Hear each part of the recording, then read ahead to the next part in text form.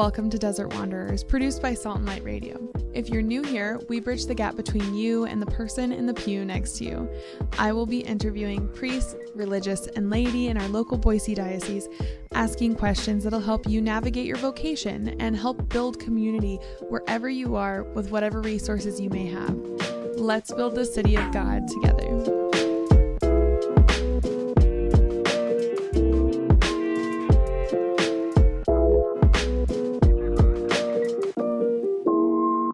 Welcome, Father David. How are you? I'm fine. Thank you. Very fine. I'm excited to have you on today. Keith has been talking about you nonstop since your arrival and wanting us to all meet you and to hear your story. And I'm excited to have you on today to do exactly that. So just to get started, do you think you could tell us a little bit of your vocation background? So how you became a priest, how you came to Haiti, but kind of really stick into that. If you could just touch on the younger years of what really called you to the priesthood, and then move forward from that. Okay. Yes, the first time I hear the voice of God in one sense to be priest, I was 8 years old, more or less, because in France there is a famous apparition of the Virgin Mary in Lourdes. Mm-hmm. And my mother, we lived in the north of France, and Lourdes is in the south. It's a very long trip. It's 2 days by car. So my mother had a very great devotion to Our Lady of Lourdes. And often we went to Lourdes by car, but it was too long, so we had to stop in the middle to sleep, in the middle of the trip. So we stopped in Ars, the village of the Saint John Marie Vianney, the parish priest of Ars, and just to have some devotion there. And we did it a few times, and I remember once I was perhaps 8 or 9 years old, and we were in Haas on the way to go to Lourdes, and excuse me, and we were praying in the basilic, and the body of Saint John Marie Vianney is incorrupted. So we can pray in front of it. And I remember we would pray in front of the body of Saint John Marie Vianney, and there is a special thing. The hands are black because when they took out the cadaver from the tomb a few years after his death, they put it on the sun to take photos. Oh. But it was in the beginning of the 19th century, so you have to let a long time to take the photo. And the sun burned the skin. So the hands were black. And you see the body of Saint John Marie Vianney with the black hand. And I didn't understand, and I was praying, and I say in my heart, I remember clearly, wow, he worked too much for the souls, so he have black hands. And I said, I want to do this. I want to do this. And it was the first time I remember a little spiritual experience, you understand? And it remains in my heart for years after. I forget it, but we went to Lourdes, I continued at school. Then after this, when I was a teenager, I was crazy about to be a farmer because all my family, they are farmers. And it was a passion for me to just to be on the tractor, with the cows, with the lands, to be a farmer. I was crazy about it when I was a teenager, and I forgot completely what I heard in this pilgrimage. And after this, I was in love with a girl, and I was 17 years, and we were engaged. Wow. And I had to break it because I made a little retreat, and my spiritual father in this time helped me to discern. And this call from when I was young came back, so I broke with my fiancée, and I entered in seminary.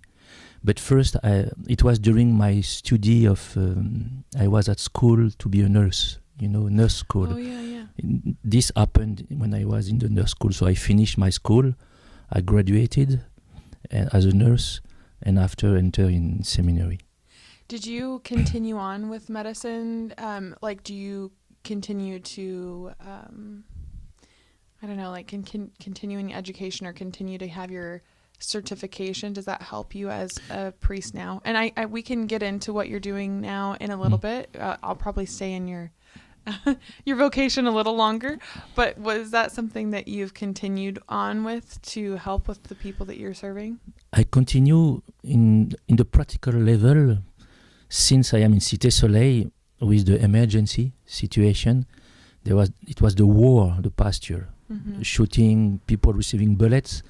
So when the people came with injuries, it was my study to be a nurse was good to let me understand if it's a real emergency or if you can wait.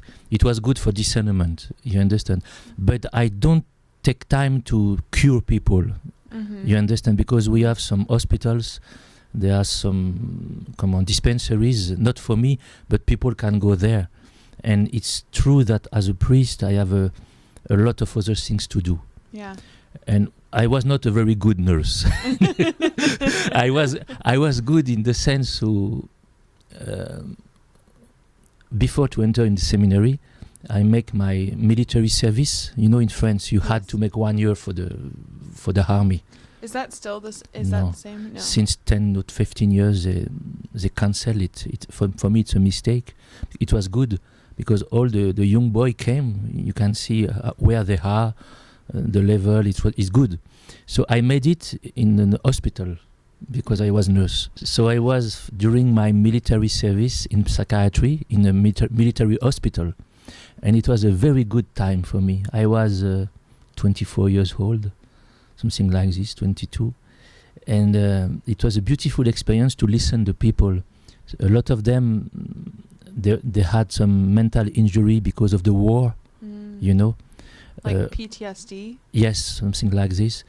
Others was depression, deep depression. It was all families of militaries. And it was a very beautiful experience for me. I have a couple. I want to go back in a second to how you discerned between marriage and the priesthood. Yes. Well, I want to spend a little more time there, but before we do, when it came to those families and working with that, did you see a spiritual aspect to it, or was it mostly like trauma based, or is there both? I remember one was a man who made the war in, before Vietnam. France, we were in Indochine just before the Vietnam War for American, and he was in Vietnam in the 50s, and he had big trauma. Sometimes he had to drink a lot just to forget. So he came several times in the hospital. I think it was trauma because of the suffering and the violence. So in one sense, it was spiritual things. Even this guy didn't tell this to himself, you understand? But he was in front of the problem of the evil. It would touch him a lot, right? You understand? And he had to manage with this. I remember another woman who touched me a lot. It was a post-abortion syndrome. Because I remember I think she died now. So she had perhaps 60, 65 years old. And she came often in the hospital for 2-3 weeks for big depression, alcoholism. And I remember we talked a lot. And one day she told me that when she was 22, 23 with her husband, she was pregnant, and her husband asked her to make abortion. She didn't want, and the husband just picked her up to the hospital, and that's it. And she told me that since this moment she began to drink and to go into depression, and all his life it was very difficult to manage this. So I was not seminarian at this time, but I tried to talk with her about forgiveness, about God. It's difficult, but it was a beautiful souvenir for me to see how this woman, she was suffering a lot, but in one sense, I'm sure God forgave her because she suffered too much. It was beautiful, the interaction, the talk we had in this moment. And I discovered, I was young, how some action we do have consequences in our life. It's incredible. I was young in this time, but I discovered how it's deep consequences. You understand? Yes. So going back to the difference of how you discerned from marriage to the priesthood. Yes. So when you were making that retreat, what did that what did that process look like? And what were kind of the signs that God was giving you to maybe pursue more of the priesthood than like your, because father, like if you're a priest or a father, you have Yes. this fatherly role, right? So how were you able to discern between the two? First, I have to say that it's true. I was in love with this girl. She was pretty. She was good, but I was not happy. Something was missing. I remember I say I was in love, but I was afraid to marry her. So she didn't understand. She said, "But if you love me, why you don't want to marry me?" Mm-hmm. And during this retreat, I realized, the word I think it is in the Act of Apostles, when St. Paul, on the road to Damas, he fell down, and Jesus tell him, "Why do you persecute me?" But there is another sentence after this, not in all translation of the Bible. Jesus said to St. Paul, "Why are you battling against the..." I don't know in English, it's a pity. In French, we say, "Pourquoi regimbes-tu sous l'aiguillon?" You don't know this term. It's why are you battling against my voice? I call you and you defend yourself. It's in this passage of Damas, you can see. Why are you persecuting me? Is it hard for you to kick against the goads? Exactly. Okay. It is the last part who touched me. It was like, it was a friendship, I think a beginning of love with this girl, but deeply there was another thing. So God did call me since I was more young, and it was difficult for me to accept it. So I realized during this little retreat that God wanted me to give me completely to Him. And in fact, it was very difficult for me. I remember one day I was crying, and because I wanted to... I was in the middle of two things. I said I love this girl. It was true, I think, even we were very young, sometimes when you are young, but it was very young, but it was new. And in the other step, I was afraid to marry. So I was in the middle of the battle like this, and I realized that God wanted me for Him.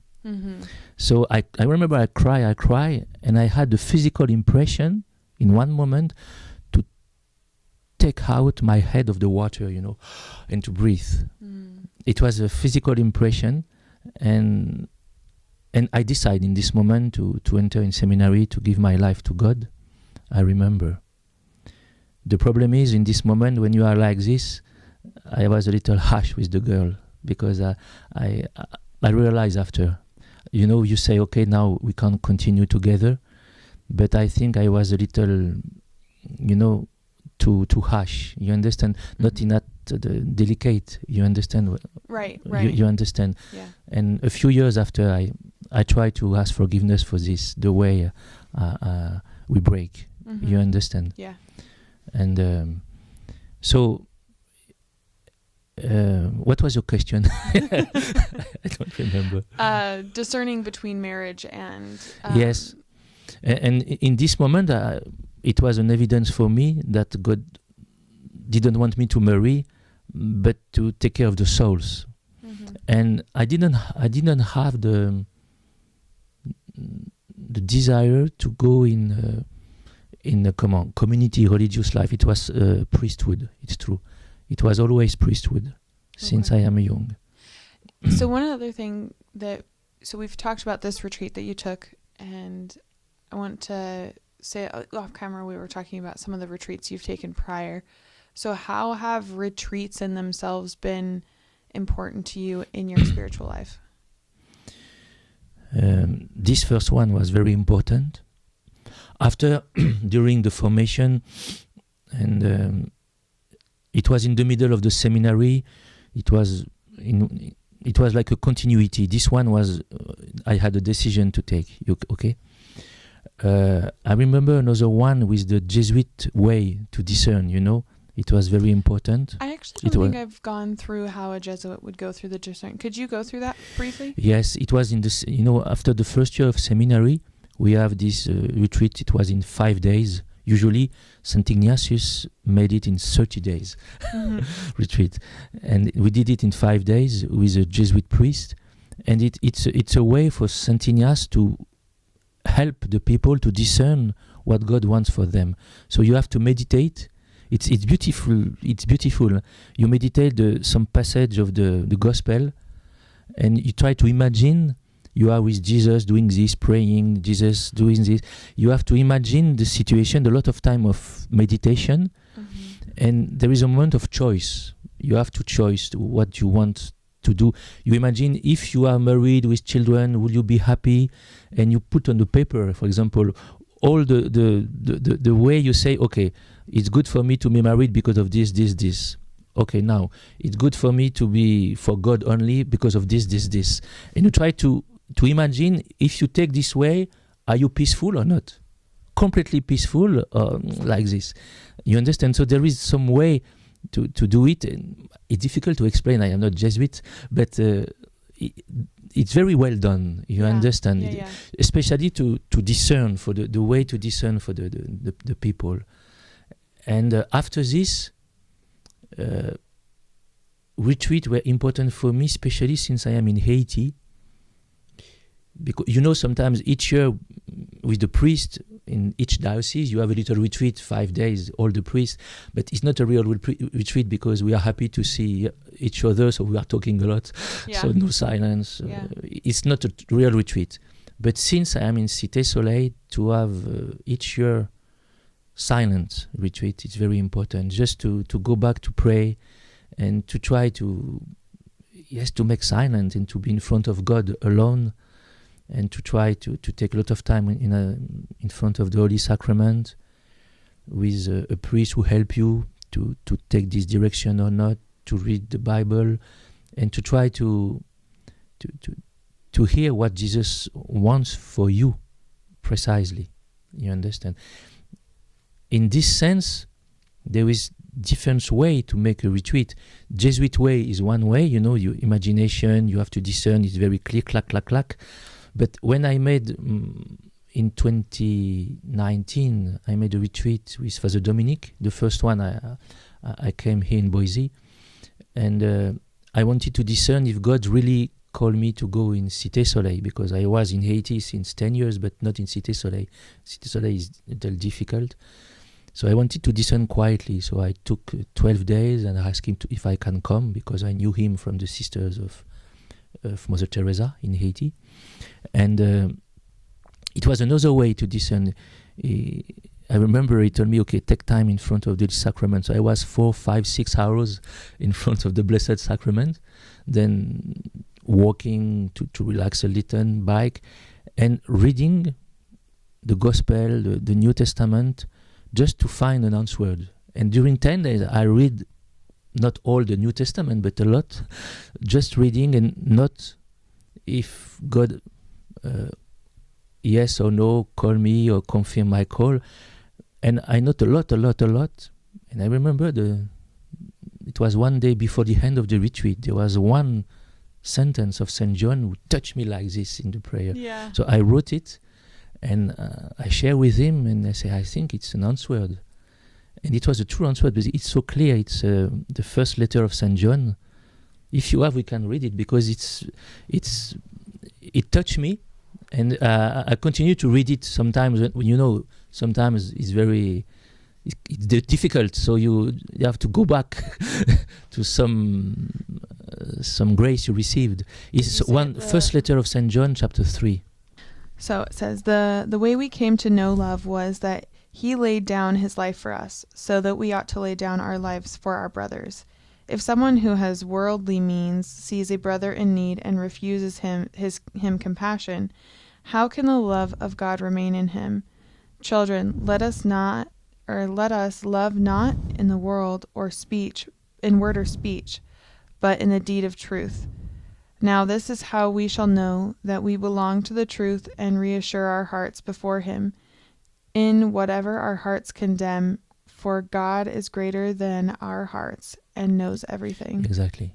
It was, and when I read this, I was shocked, and for me it was the answer of God for me to be with the poor, and yes, to be with the poor, as he said, Saint John. If we really want to love, we have to be with them and follow Jesus, and if our heart judge us, it is important. God is bigger than our hearts too. I think it's this sentence touched me a lot. So it was another way to discern more inside of the Bible and meditation. Saint Ignatius is more precise thing with imagination. You understand it. It's another way. So one of the things, we had a segment that we interviewed a lot of the seminarians here in Boise. Yes. And I remember talking to one of them, and he said that sometimes when you imagine, he's like, you'll be in seminary and you might not be like, you're wrestling with, am I called to the priesthood? Am I called to marriage?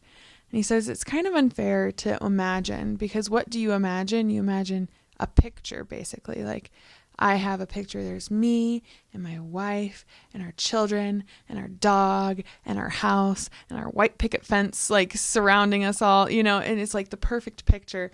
And I looked at him and I laughed and I said, I am married with 3 children, and I can tell you, when I think of marriage, it's like cooking dinner, kids screaming, like my husband's coming home from work being like tapped out, because we're in this busy, really busy thing of life. And that brings me a lot of joy. It's still joy, but I think sometimes it's unfair to judge like the priesthood necessarily against this picture, like a non-moving picture. And if anyone has ever had family pictures with small children, they know that is an awful experience that I would not wish on my worst enemy. I'm exaggerating a little, but it is really hard to get kids to take pictures. So it's unfair to just take this picture of what you think, like a non-moving still image of what you think marriage will be like, compared to what you're experiencing in seminary. And I think that's always a good thing to remember when we're doing these imagining, these I think we call them more Ignatian. I've heard, when you were explaining, I was like, oh, maybe like Ignatian prayer. Yes. Yes. So in Ignatian prayer, I think it's really good to walk through like a scene instead of just like an image. Exactly. But I remember too, when I was a teenager, when you're a teenager, you begin to discover a little life. And I was very touched by beautiful old movies about beautiful love stories. Oh, yeah. And it's good education. I think a lot of youth today, they have not this. Yeah. I remember a movie, for me, one of the best movie I ever seen. It's an American movie from Capra. It's a Wonderful Life. I love that movie. I think it's the best movie I ever see. When you are young, you see this. Yeah. It makes you taste about love, beauty of life, and true love. And a lot of youth today, I think they don't know it exists. Well, and unfortunately, it's not their fault, but because of the world today, they present you a lot of things who are not something true. So I remember this movie and others would touch me a lot. In fact, it's like a picture too, because in reality, life is never like this. Yeah. It's can be more beautiful, more suffering too. But I think these pictures and these movies are good for us because the spark, they put a spark inside of us, to a thirst to live great love. You understand? And for this is good. You can live great love with your husband, your wife, but it's good because you can live it with God too. Yeah. You understand? And it's important because it opens a spark, a little light in your heart to have the desire to live a great love. And I think it missed today. Yes. For a lot of people. I think that the thing about A Wonderful Life, and I would recommend the movies in the, I would say like before the 70s and between like when they get noise. So like when they're no longer silent movies. So like the 40s to the 70s. Exactly. Those stories are so good and those movies are so deep. Exactly. Because they didn't have special effects to kind of like numb you from bad writing. Do you know what I mean? It had to be really good writing. My husband and I really enjoy older movies. We watch a lot of older movies. And for the children, it's important to for an education. Yeah. To see these movies, I think. Well, and the thing about A Wonderful Life is sometimes I think many humans have this similar feeling, regardless if you're married or not. I think you have this feeling of like, I'm doing all this work and I'm not like, and I know this isn't necessarily exactly what the story is saying, but it's, I'm doing all this work and I'm not feeling recognized enough, or I don't feel like I'm achieving as much as I want, or I feel like everyone just would be better off without me. Like there's these different ways that we can go where we have these thoughts every once in a while. But the movie shows is that if you didn't exist, like how important is your life? Like how important is your life in God's plan, right? And you could kind of take that meaning onto the movie, right? And I think that it's a really, it's a really beautiful movie because of that. It's showing that we all struggle with this at one point in time, but you have to realize that your life does matter and what you do does matter. In the best moment of the movie is when the angel make the guy James Stewart see how life is if he wouldn't exist. And you see in his face how it's terrible for him. Yeah, the horror. And you see the goodness of the being, the goodness of existence. Even you can suffer a lot, life is good. Yeah. And it's behind and deeper than all the problem of the life. Life is good. The goodness of the being. It's very metaphysical. Yeah. And it's beautiful how Capra put this in the movie with the angel who invent the way the life would be if you wouldn't exist. Yeah. It's beautiful. And at the end, when he say the guy, even I have no money, if I have nothing, even I am in jail, I want to go back to my wife and my kid. I don't care about nothing. I want to live. Yeah. So it means life is good. Even you are a total failure. It's good. Another thing about the Catholic life, and this is something I'm learning slowly, is that it's like the dying to self thing. You know, that we... The what? Dying? Dying to self, right? Yes. Dying to yourself for others. And, you know, I think when you're in your adolescence, it's so much of like, well, I want this for my life and I want this for my life. And I think becoming a mother, it's been like, oh, wow. Like, one, I have to die to myself, but it's also like sometimes controlling. I'm really overstimulated and I have a lot to deal with and I'm being snippy with my kids and I need to like die to myself some more so that my kids don't experience angry, cranky mom, right? Or dying to myself of being like, I really don't want to do this weekend with my husband, whatever it is, but I'm going to die to myself so for the good of my family, right? And it's this mutual, I think in marriage, it's this mutual participation in dying to everyone's self. I mean, for the sake of the children most of the time, but, you know, the couple dying to themselves for the good of their family and the good of their spouse, and learning something I don't know about France or anywhere else in the world, but it seems like an old concept that has been rediscovered in my life is the idea of like spiritual fasting and redemptive suffering, right? So choosing to do a small thing just to practice that. So that could be like, instead of just during Lent giving up meat or fasting, right? Doing that every Friday or whatever.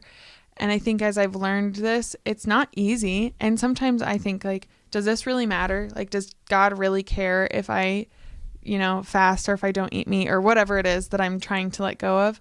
But I think it's the practice of doing it so that when I have to do something for my family or someone else that I care about, that it's easier to say yes to that than it is to just be like, well, I don't really want to, so I don't have to. Like, I don't have to. There's nothing obligating me to do that, but it would still be a good thing to do. So I think this kind of goes into that as well. But what you say, I think, is very important. We talked with Father Dominic this past day about it, the difference between efficiency and fecundity, or to be fruitful. And when we are young and we want to be efficient, we want to do this to have this result. I won't take meat on the Friday, so I will receive this grace. It's very a lot of voluntarism. And A, B. yes, if I do this, I will have this. And tack, tack, tack. And with God, it's not like this. It's to be fruitful. How to be fruitful? Die to yourself. In the gospel, if the seed inside of the ground doesn't die, it won't be fruitful. Right. So it's not a question to do this to have this, but it's a question to forget yourself for your children and to be fruitful. It's another way to see the life. Yeah. It's true. And I guess what I would like to kind of, I wish someone would have told me earlier, is it takes practice. It's not something that you could, like, it is an exercise of the will. Yes. And I think that's something that I don't think anyone ever told me. And so I wish someone would have, you know what I mean? Like, you're going to have to practice this. You're going to have to practice this redemptive suffering piece so that when you're faced with it, you can actually make the right decision. You know what I mean? Yes. Yeah. But it's because I think our generation, my generation, we don't learn to practice our will. We are completely at the level of the emotions, the feelings. I think that's probably similar here too. No, I think our generation is like this, and it's so difficult to, for example, for us, love is feeling. I want to feel happy. I want to feel. But love is not a question of feeling. It's a question of decision. Yeah. I decide to think for my husband, my children first. Yeah. Little act of decision each day, and the more you want the good for your husband, the more you love him.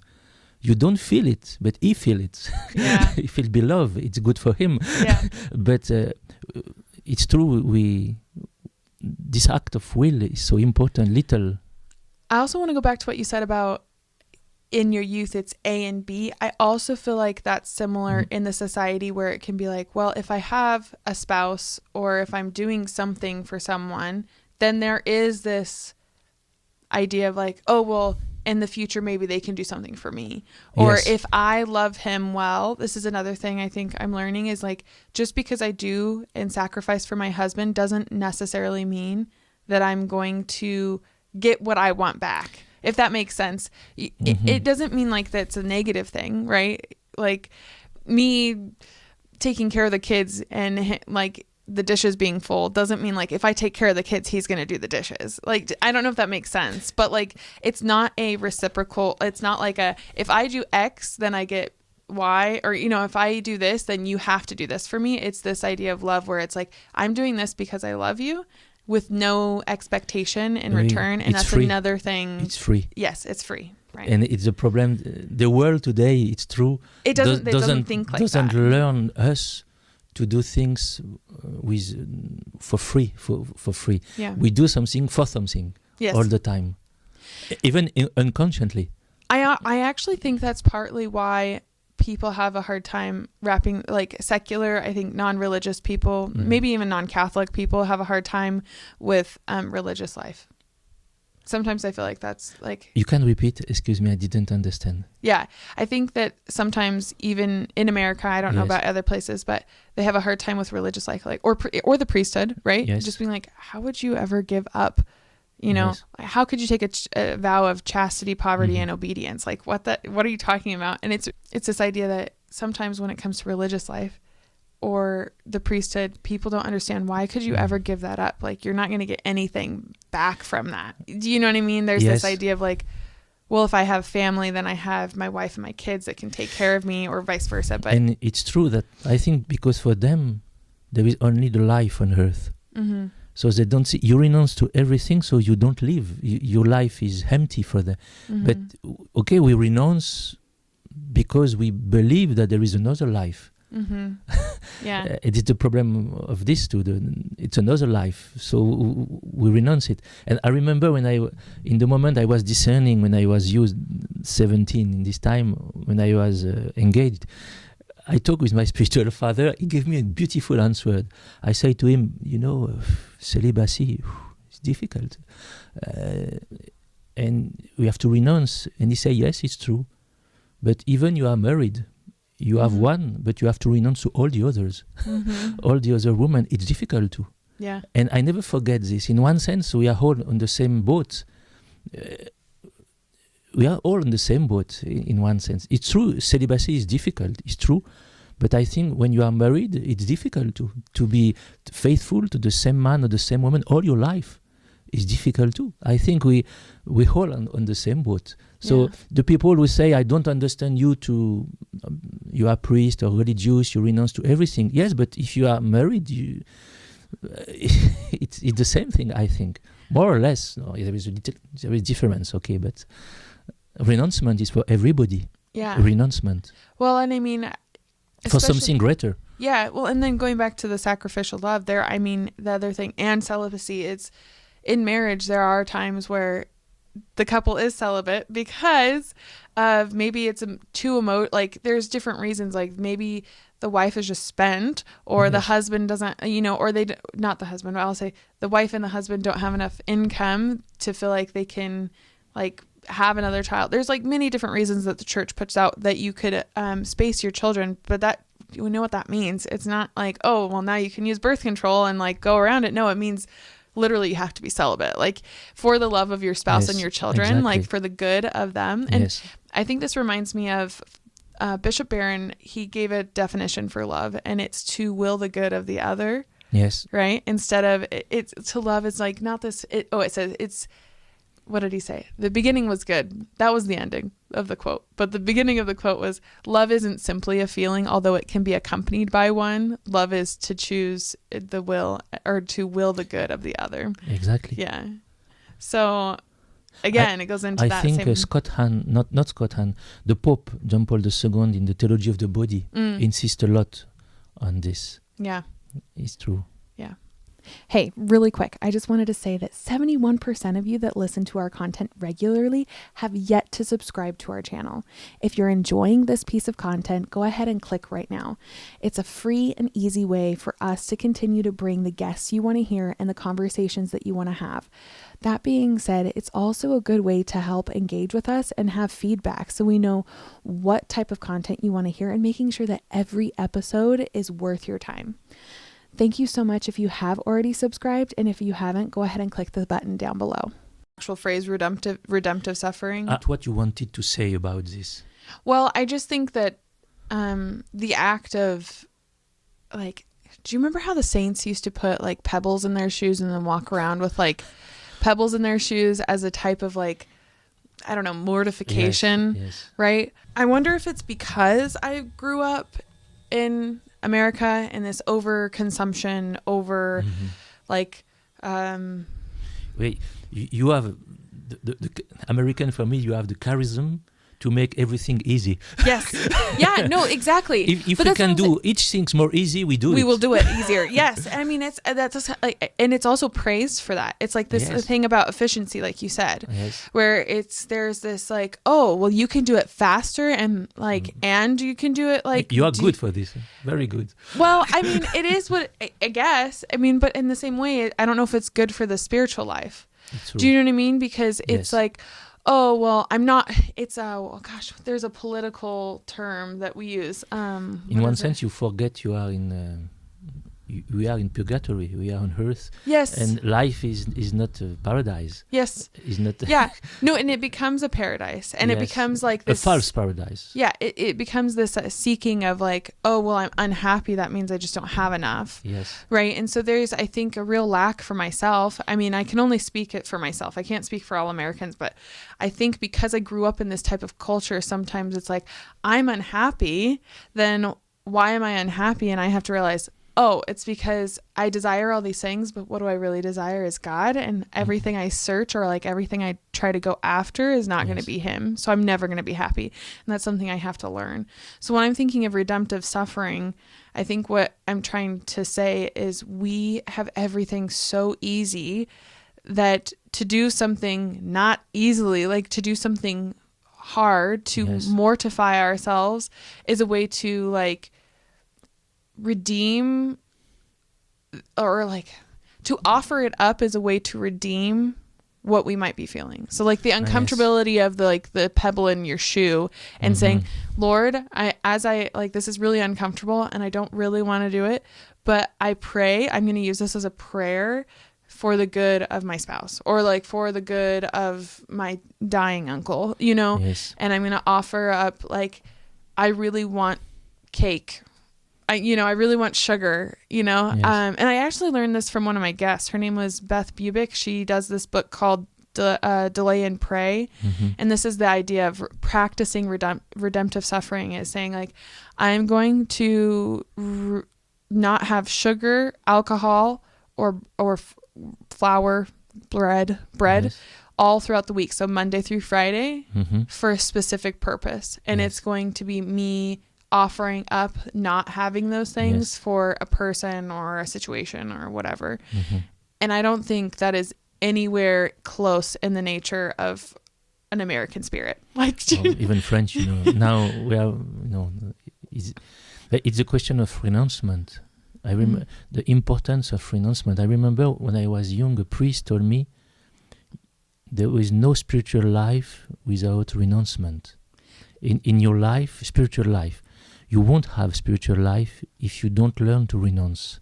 Is it the same idea then? Are we talking, is it just a different word, or is it different? Is there a tweak But to what that means? I think it's linked with what you say, because you renounced for sugar, for example, to a greater good, the healing of your hand. I don't know, some things. Even is not. You don't do it for this, but we have to be careful. Sometimes we renounce or we suffer. We want to suffer, and to use the suffering to have a result. If you do it for the result, it's not control good. God. I've heard someone else say it It's like, very bad. Yeah. I think we have to do it freely. Okay, Yeah. I offer you this suffering, and you don't care about the result. It's important to have this attitude. Yeah. To do the things freely as a gift. Not to wait a result. You understand? Yeah. So sometimes I've heard, I was doing a devotion to Mary with my husband. We weren't married yet, but we were reading this book on Mary. It was a however many days devotion to Mary. And I remember saying something where it said something to the fact that like we shouldn't, it is okay and it is good to ask Mary to intercede for us on things. And we can have a specific intention when we're praying the rosary. Yes. But it's even better if we say a rosary and say, Mary, apply this to whoever's exactly. will it is. Yes. And to this day, I just can't sometimes I'll say like, Mary, like, hey, I'll like speak an intention and be like, hey, I'd really like this to happen, but I don't use it in my rosary. In my rosary, I like kind of, and I'm not perfect because I don't pray the rosary very often, I admit. But in that, I offer it as like, I'm praying the rosary and you do whatever graces that come from this. I want you to apply them to whoever needs them. I don't need, like, in trust that she'll take care of me and my family. So like, it's that difference of like, I'm Yes. not playing like, It's I'm not a business with God. Yes, that's a great idea. It's not a business. It's not a deal. It's a question of gift, free gift. Yeah. And it's very important, I think, even for our spiritual life.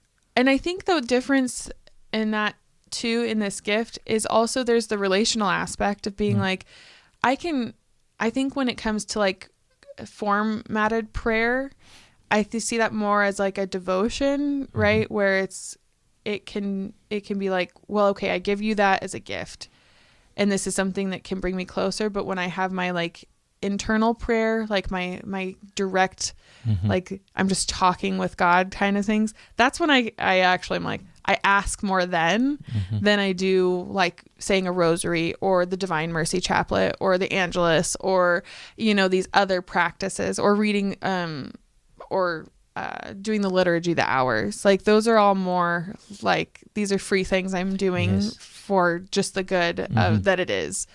But then I can like ask God directly, be like, I'd really like this, your will be done, but just letting you know. If you don't do it, we won't be friends.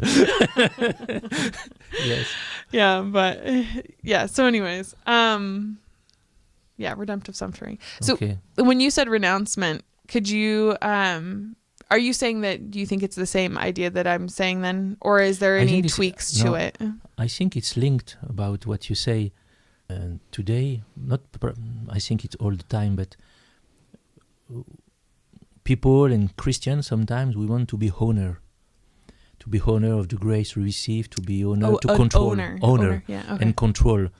And when you see in the Bible, Jesus said, if you don't renounce to everything, you can be my disciple. And the renouncement is very important. I have just a personal testimony about this. When I was a young priest, often when you just ordain as a priest, you celebrate Mass, but you don't have the power for giving the sacrament of penance to absolution. For a few months, you just celebrate Mass. You understand? Mm-hmm. And I remember my superior, when I was ordained, told me, okay, you will be able to confess. So I was okay. And after a few days, he did, no, I change. Don't confess for the moment, just celebrate Mass. And I was, in my mind, when I was a lot of pride. I think I want to change all the world and conversion with my beautiful words. And I was upset, but I accepted. I have to obey. And I remember I was thinking in my mind, it was for 3 or 4 months like this. It was a battle, a true battle to renounce. To renounce, to have the right to confess as a priest, just to accept to be a priest, celebrate Mass, and you are not owner of this power of the priesthood. Yeah. And after 3 or 4 months, I remember I went to talk with the priest and said, why we have to renounce in life? I just asked the question. He didn't answer me. He looked at me, he said, good question. And the day after, he gave me the permission to make confession. Because he understood I was in front of the question. Why we have to renounce? Yeah. You understand what I mean? Yeah. It's just a few testimony, but I think in life, sometimes we want to control, we want to do this. But see, in the gospel, Jesus renounced to his life. If you don't renounce to everything, you can't be my disciple. Renouncement, even the theologian, when they meditate about the sin of the angels, the first sin, it's a question of renouncement, of their own glory, to be like little child, to be humble in front of God, to renounce to a certain idea we have about life, about God, about something. And today, I think renouncement is very difficult for the people. Mm-hmm. We want to have everything under control and to be owner. You understand what I mean a little? Yeah. I think another thing I would ask about is with that, right, this emptying of yourself. Yes. Right? The idea is like you empty yourself so that God can fill you. Yes. But another problem I see in our society, and I've mentioned this before a couple of times, is the idea that our society is also, it's hard to empty yourself because something can fill it so quickly. Like this, I guess, overconsumption. Yes. Like you can't go to the grocery store without hearing music. So like silence, the idea of silence is like, it's honestly kind of baffling. Like I had this idea the other day, like what does silent prayer really mean? Because I've heard some people say like silent prayer isn't going and reading the Bible in silence. Like silent prayer isn't necessarily like going and doing a rosary in silence. Silence, like, and then, but they're saying like, but silence prayer also isn't emptying yourself completely and trying to block every thought that's coming in. So it's like, what is silent prayer? Like, how do you do silent prayer? I don't understand it. And I don't know if that's just because we are in this technological age where I basically grew up with no silence. Do you know what I mean? It's really a concept that's so foreign to me that I don't even understand. And so when you're saying like emptying yourself, like you're trying to empty yourself, but then you have all this other influences like. Yes, but it's influence, it's sensible influences. It's noise, everything. But for example, in Haiti, I am in the middle of noise all days. When I'm in my car alone in the traffic, no radio, I can be in silent. Even I heard a lot of noise everywhere. I think it is one saint, Saint Catherine of Siena. Saint Catherine of Siena. Yeah. I think she said that we have to cultivate the inner, what is the term in English? For the religious, you have a part you can't go. It's reserved for the religious part, the clother. Oh, The a cloister? Cluster. Yeah. So we have to cultivate the inner cluster in our heart. It means even in the middle of noise, in the middle of shooting, there is a part in your heart you can take refuge. Even in the middle of the noise, you can be silent. It's an exercise, but it's possible, I think. I think it's really possible in the middle of all occupation, over-consuming in the supermarket. You have the music, everything, people are talking, and in your heart you are in silence. And to take refuge in this part, it's first is very little, but you have to cultivate it like a secret garden where only you and Jesus can be in the middle of the noise. So here's another question then going on this. And I really do want to get to the point of your work in Haiti. So I'm going to wrap this up quickly, but I do think this is an important question is how much of that, so this secret garden or this convent, right, that you cultivate, how much of it is just like owning your emotions versus like creating space in your head? Because what I'm thinking of is I was trying to think of scenarios like, where have I ever done this maybe, or where has this ever like been? And I was thinking this one time I was in the car and every single child, I was watching another child, and then I had my 3 kids in and they were all screaming and crying at the same time. And I just sat there and I was like, this is really funny. It's not my business. Yeah. I was just driving like, like, wow. You know what I mean? I'm like, is that it? But No. I don't know. So that would be like an emotional, what I was saying about like an emotional, like being like, okay, I'm okay with the chaos. Like I'm okay with that versus like the mental thing is like, are we supposed to empty our mind? And if we are, so we're not thinking about anything. I guess that's the part that I'm wondering about. And so when you mean you have this space for you and Jesus, what does that like actually look like? And I'm sure it's different for everyone, but could you give a semi idea? For me, a personal example. When I was in seminary, I discovered a little book of the Eastern Church, The Prayer of Jesus. You know, it's the story of a man who heard the word of St. Paul, you have to pray all the time. There is a word of St. Paul says this, pray all the time. Pray without ceasing? Yeah. Without ceasing. I say, how it's possible? It's not possible. It's a question of his life. Right. So he was looking for answered. And he went from convent to convent in Russia. It was in the 19th century, just to ask the monks, how do you do to pray without ceasing? It's impossible. And he received some advices, and at the end, he discovered the prayer of Jesus. You know, it's the blind man in the gospel who say, Jesus, Savior, pity on me. He's screaming, Jesus, my Savior, Son of David, pity on me. And he discovered that when saying this, all the time, physically, but not when people listening, but in your mind, with the breath, Jesus, Son of David, pity on me. Jesus, Son of David, pity on me. Jesus. It's an exercise. And I read that book in seminary, and I tried to do it. And the first year of seminary, I was focused on, during the recreation and the lunch, sometimes people were talking. In my mind, I say, Jesus, Son of David, pity on me. Jesus, with the link with my breath, you understand, physically. Yeah.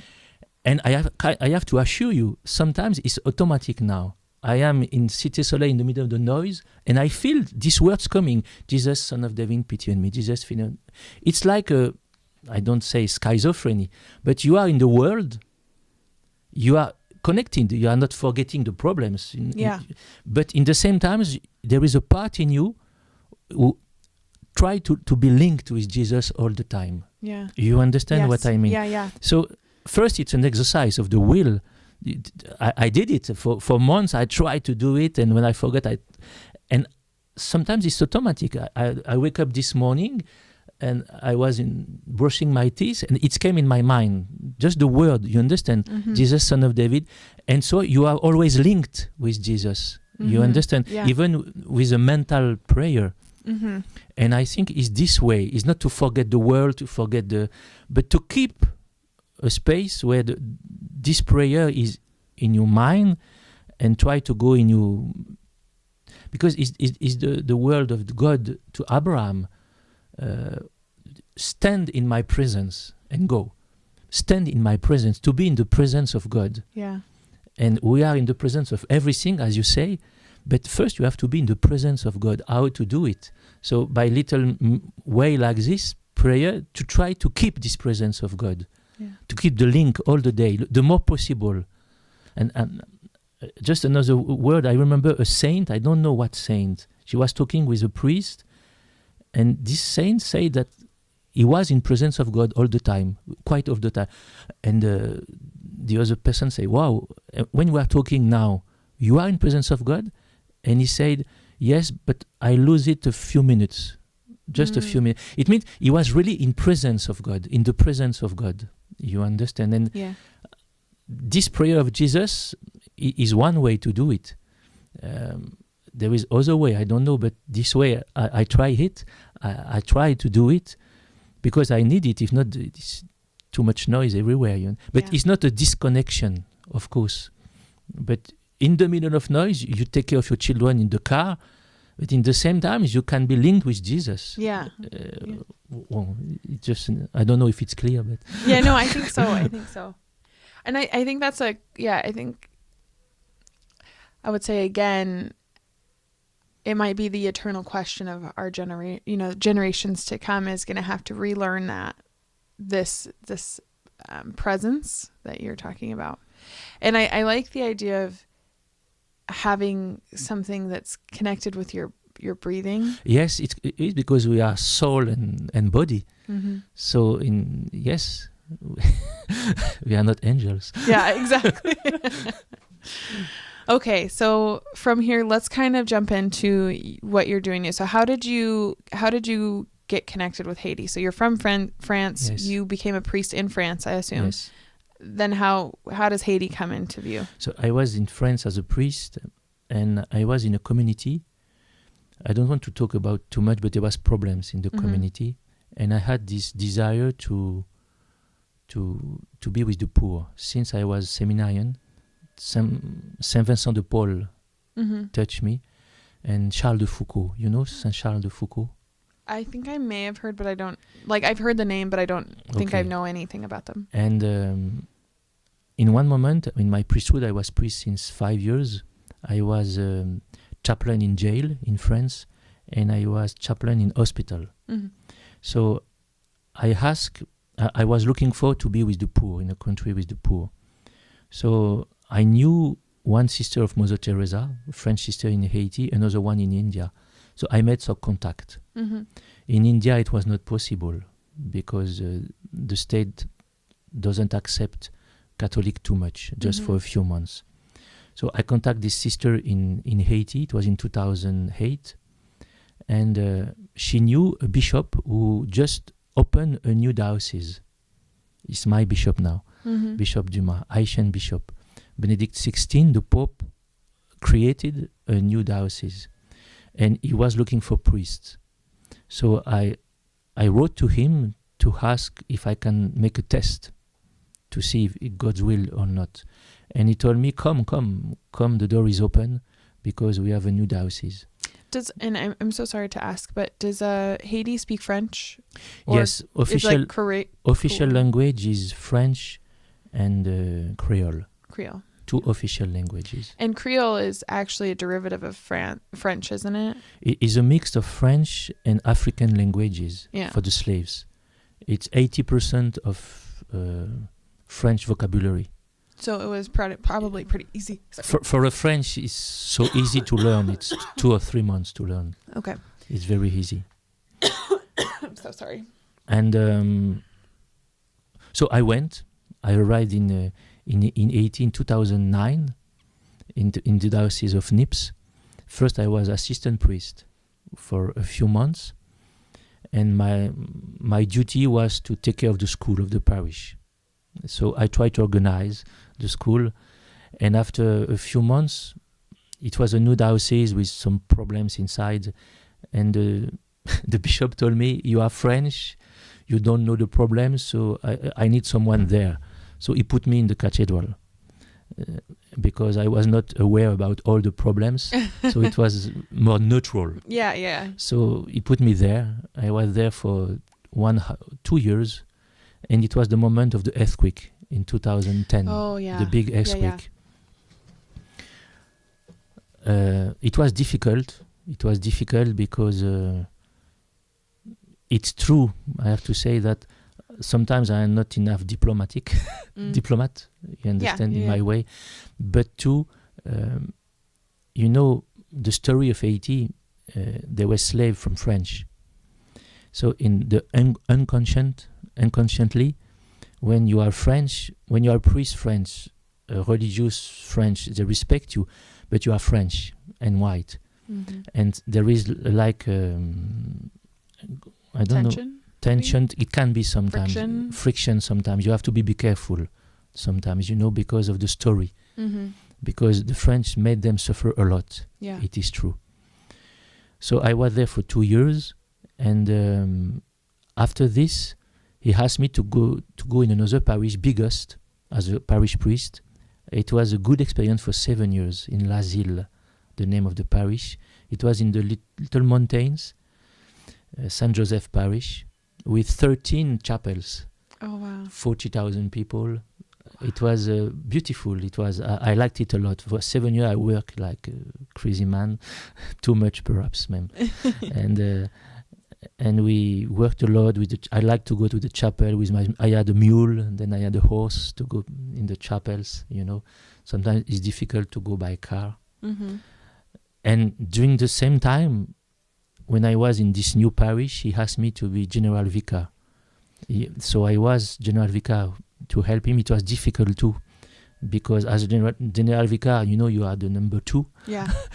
And you have to be involved with the priest, good things, but bad things too. So you have to make sometimes investigation to know, and it's not too good. You have between like this.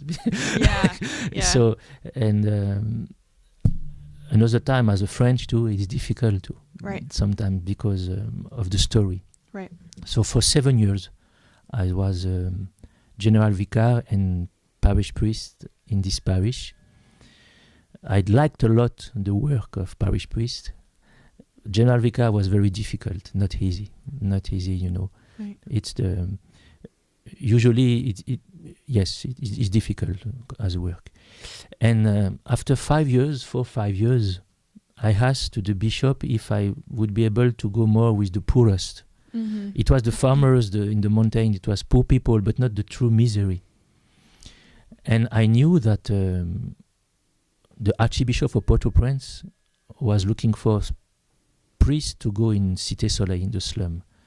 And in the same time, Sister Paisy was a nun from the Sisters of Mother Teresa. She was beginning apostolate too in the slum. And there was no priest in this place of the slum. The slum of Cité Soleil is very big. It's 400,000 people. Wow. Historically, it's the Salesian priests who are responsible, but it's huge. So they can't go everywhere. 400,000 people. Yes. You can't. It's huge.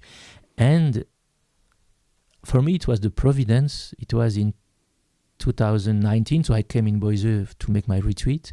I asked the bishop. My bishop allowed me to go, and the archbishop officially sent me to be a chaplain for a little chapel in 2020, January. So I began very slowly. It was a little chapel, only the roof, and it was a place owned by the Saint-Luc Foundation. It's a priest for Saint-Luc Foundation. Is Father Fréchette. Mm-hmm. I know he comes sometimes in Boise. Yeah. It's a friend of me too. And the Archbishop asked him if he can let me work in the place. There was a dispensary for Saint-Luc Foundation and this little chapel. So he built the first little chapel for me, very gentle. And I entered there. There was a little home, very little one. And I remember I began to celebrate Mass. My first Mass was in February 2 and in 2020. Then I began to sleep, to live completely there in March, beginning of March. And could you elaborate on what it looked like? Again, we kind of talked about this a little bit about how comfortable America is. So could you kind of describe what it's like there? It's a mess. It's a mess where there is a beautiful flora inside, people and beautiful souls. But it's a mess. In this, it's it's a place close to the sea. Mm-hmm. In a country like America, it would be completely forbidden to build anything here, because it's a place where there can be flood. Mm-hmm. You understand? It's too low. Mm-hmm. But they are there because there are no space. Mm-hmm. We have to go back in the story of Haiti. When there was Papa Doc Duvalier in the Papa Doc and Baby Doc, the dictators, in the Mm-hmm. 50s, 60s, 70s. Mm-hmm. Sometimes they make big manifestation in Port-au-Prince, and they send some buses in province, in the countryside, come back with farmers to make big manifestation, applause for the dictator. Yeah, And after, these people never came back to the countryside. I see what you're So saying. they had to live somewhere. Yeah. So they begin to build little houses with metals where they can do it. And it was in Cité Soleil first, this place. So it was a very poor place, but not violent place. Poor place, but people were living peacefully and quietly until the 2000, more or less. Then after, politicians begin to enter and giving some guns to some people. So there was a culture of gangs, more or less, with more violence. But the houses, to answer to your question, for example, you have a family with 6 children. The houses is half of this. For 8 people living there, 1 or 2 rooms, sheet metals on the roof, sometimes sheet metals on the walls and on the roof and on the walls, and the ground like this without cement. And thousands of these little houses. When there are more money, they build some wall in cement sometimes. It's a place where you have some little rivers. It's not rivers. It's not. It's like a canalization, open canalization, going from the rich place of Pétionville. And when it's raining, all the people send their garbage in this canalization. And just send it out. And it's like a flush. And when it's raining, there is flood inside of Cité Soleil. Even now, it's incredible. Even each time there is big rain, it's coming usually at the evening. Until midnight, there was like this of, how many feet is this? Like 2.5, 3 feet? Yes, 3 feet of garbage and water inside of Cité Soleil, inside of the houses. So the people just put the bed on blocks. Oh, up above. Yeah, up the blocks. Put all the clothes in plastic bags on the walls. Yeah. And waiting that the water and the garbage go down. Uh-huh. And each time it's like this, and because the canalization are full of garbage, and after it's going in the sea, with very dirt. It's a sign of the lack of state, the lack of organization, because the Port-au-Prince was built for perhaps 300,000 people, even for canalization, everything. Now it's 4 million people in Port-au-Prince, 3 to 4 million. Wow. So you imagine all the garbage, all the Yeah. bottles, plastic bags, all these things. So first the people were living more or less well, popular place, but not miserable place. Peaceful, they work in factories. And with the political system who begin to give money and guns to some peoples, now it's like a slum with people try to survive. 80% of them just try to survive day after day. And the church is present through the Salesian. Historically, since 50 years, there was very saint priest, Haitian priest and missionaries, Salesian, who did a lot of things.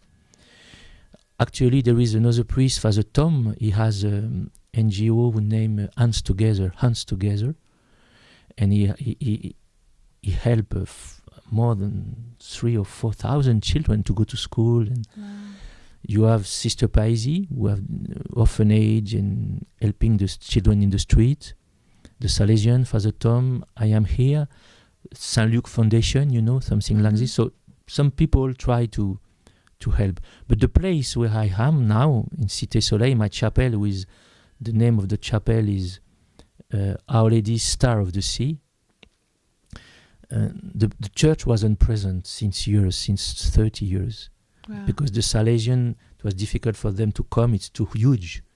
Father Tom is more focused on the children's scholarship, you understand? Yeah. Because it is his charism. Saint Luke Foundation is more about dispensaries. So I came there, and in my heart, it wasn't to make social work first. It was just to, as a priest, to put the presence of Jesus in the middle of the slum. And I begin very poorly with 40 people at Mass, and I decide to have Mass each morning, Rosary and Eucharist adoration each afternoon, then visiting people, catechism, something like this. But quickly, I was involved in the war, because I said to you, I arrived in February, began to sleep in the little house in March, and there was a new war after 3 or 4 years of peace, because of politics all the times, and a war between gangs just in the middle of March. And I remember March 2020, and I remember the day of Saint Joseph. It was 19 March. They shoot a lot. I was afraid because I never see this in my life. And I was perhaps 3 or 4 hours in the little chapel, lay down. I opened the door of the tabernacles, just praying and hearing the bullets on my head. In the chapel? In the chapel. And I called the bishop to say, there is a little problem. How it is? I said, it's shooting everywhere. And he told me, you can stay or not? I said, I try. He said, okay, call me tomorrow. Oh my gosh. So I was all the day like this. And quickly, it's each place you have a gang, different gang. They make some covenant between themselves, against themselves. And quickly they shoot, and innocent people receive bullets. Yeah. So the day after, I begin to receive a lot of injured people. Yeah. They put the people in front of the chapel. So I put them in my car and picked them up to Doctors Without Borders. Was there a time where there wasn't bullets flying that you could get in your car? Or Yes. Okay. Sometimes you have 1-2 hours, bullet shooting a lot. Then it's quiet. So when it's quiet, you ask people if the road is okay. They say, okay, so you can go.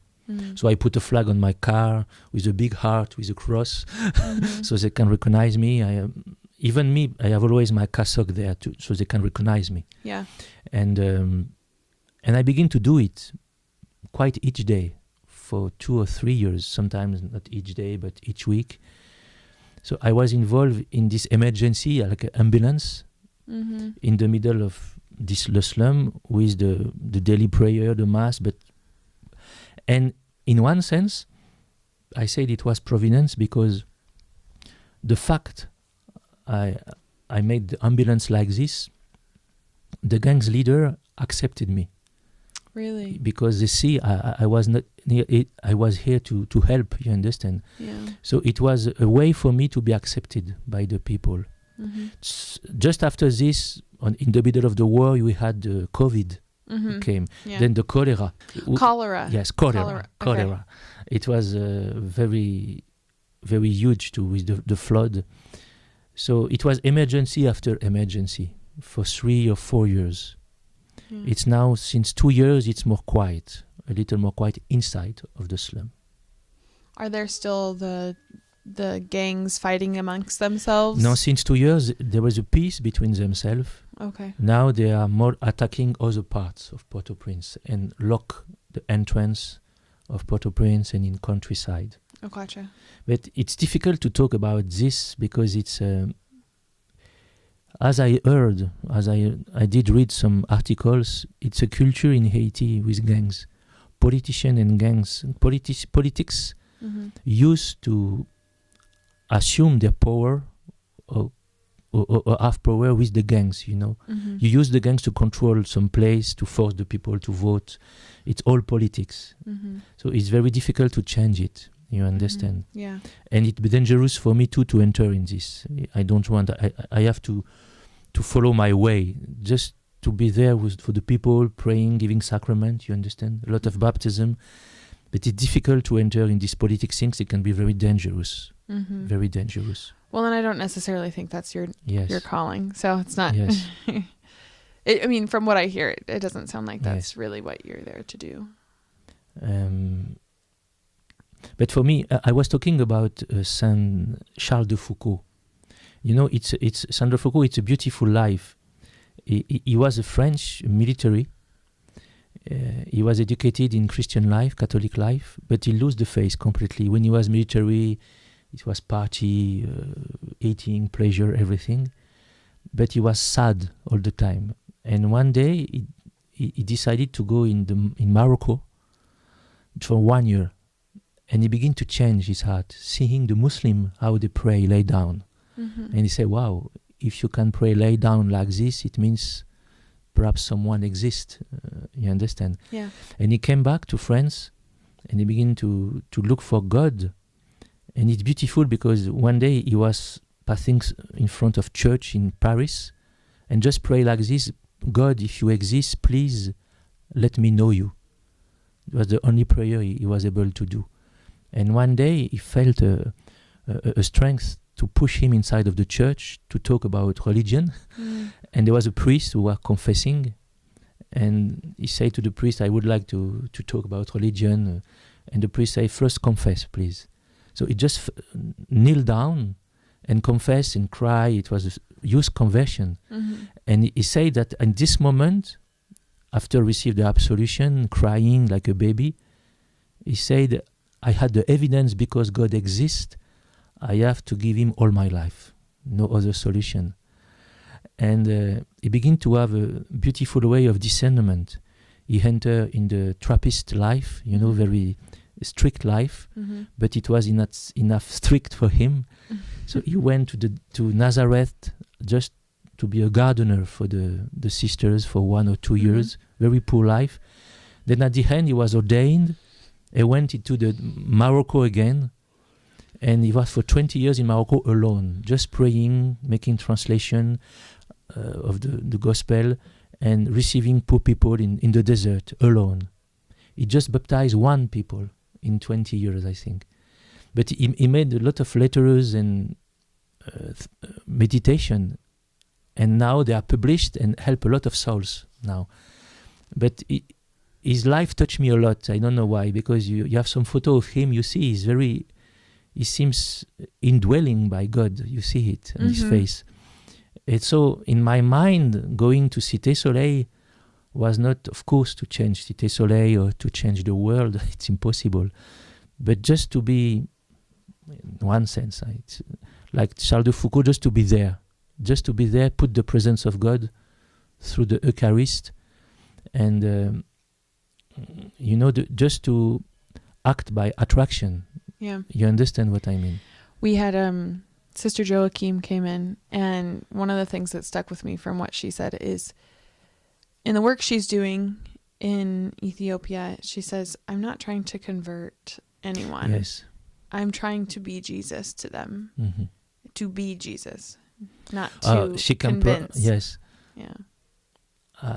I'm not sure I'm a priest, but it's difficult for me to say I want to be Jesus, but I want to give Jesus. I want to give Jesus, and I think that's what she meant. Yes. Not to say that she becomes, not to become Jesus, but to say like to be his hands and feet, right? But for me, to give Jesus to others. Yeah. And as a priest, it's through the Eucharist, with the Eucharist, you put Jesus in the middle of the slum. It's my main goal. It's why we have Eucharist adoration each day. People are coming. We have 30, 40 people each day. And morning mass. And after this, I I celebrate Mass for the children on Sunday because Sister Paisy and there is also the daughter of Charity who are there, the sister of Saint Vincent de Paul. So for the Mass for the children, each Sunday we have 800 children. 800 to 1,000. It depends. Feast day is 1,000 children at Mass. So to manage them is not easy, but it's beautiful because they come. They want to. Children from 7 years old to 15 years old. Do you have other priests that come and help celebrate during those days, or just Alors, you? when I am here, I ask a priest to celebrate Mass for me on Sunday. But if I am there, first I was alone for 3 years. Then the 2 last years, a priest of 76 years old came with me, a French one. He was my director of seminary when I was in Haas. No way. And I met him like this 3 years ago, and he told me, I want to go. I said, no, it's dangerous. I want to go. So I, okay, ask to your bishop. And his bishop wrote to my bishop, and the bishop said, if he can go, yes. So he came. But unfortunately, a few weeks ago, he had to go back because of big injury in the back, Oh, mm-hmm. So I don't know if he'll be able to come back, but it's beautiful to see for 2 years he was there, celebrating Mass, faithful present for confession each day during Eucharist adoration, visiting sick people. And the people loved him a lot because, it's the whole generation of priests. It's beautiful to see and never afraid of nothing. When he was listening ballet, it was not a problem for him. We have to die one day. No problem. My gosh. So yes, but not today. So now I am alone.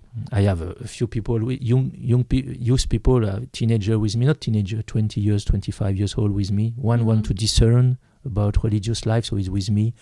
Another one is at school, so I help him. And it's simple life.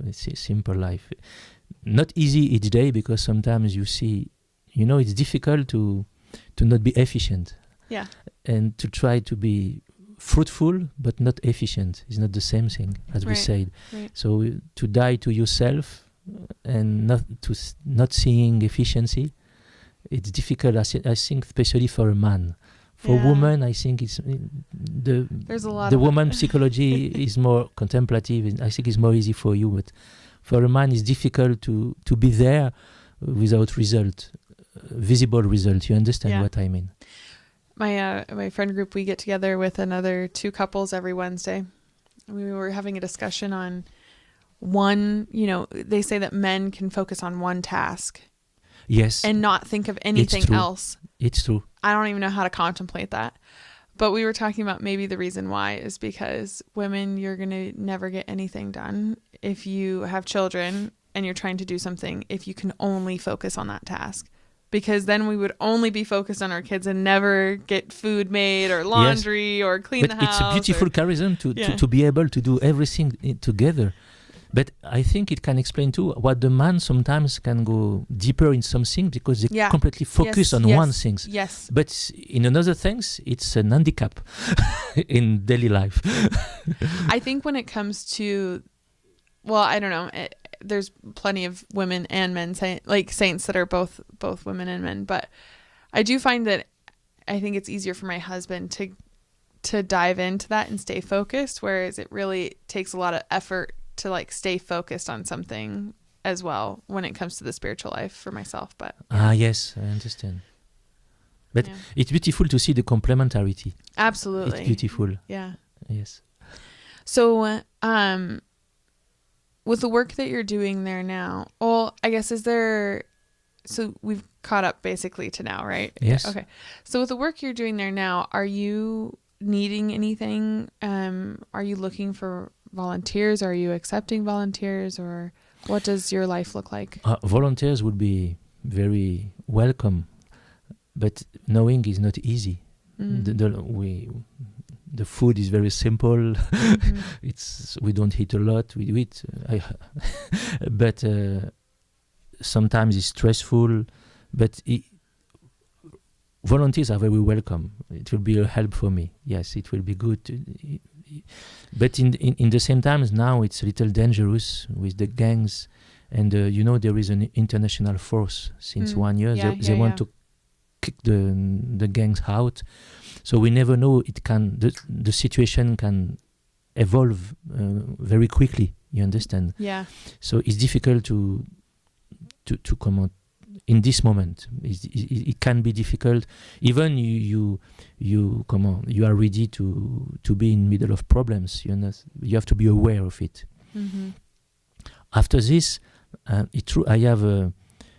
I said first I am here to bring Jesus and to put the presence of Jesus through the sacrament. We have 200-300 baptism each year, for example. I need help in this sense. I have some friends, and I have a priest friend in Boston who made a very little association to make little fundraising for me. So they help me, my family a little, because if you are in the slum, you can't say you're just here to pray, because the needs are so huge. Mm-hmm. So we have to help sometimes. So I try to do it too. So in this sense, I always need help, and some people here in Boise are helping me too. Mm-hmm. You understand, to help people, for example, to send children to school, to rent little houses for medicine, surgery. I have the roof of my chapel with a hole of bullets, so I have to fix it. You understand all these things. So the providence is here all the times. Can help me, and depending of the gift, I do what I have to do.